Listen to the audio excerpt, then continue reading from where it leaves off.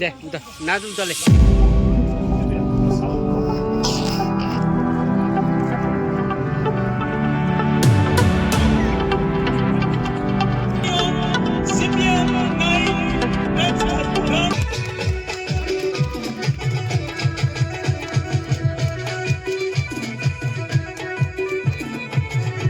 तादाद में प्रेक्षक मौजूद है और हम हमारे मेहमान का स्वागत कर रहे हैं। हमारे लिए बड़ी तकरार સાથે અપને આપણે જીતાવી લઈએ।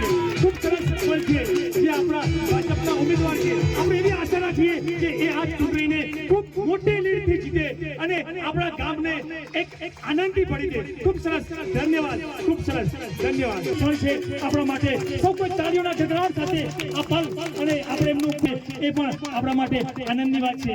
ધન્યવાદ ધન્યવાદ। હવે श्री वीनूभाई पटेल गोरखनाथ स्टेडियम के ग्राउंड के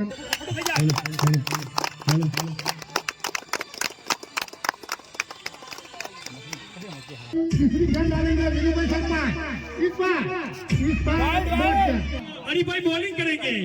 जय हो हरिभाई की बॉलिंग देखिए हरिभाई ने तो बहुत मौके लगाए थे। अब सामने बल्ला घुमाया था शानदार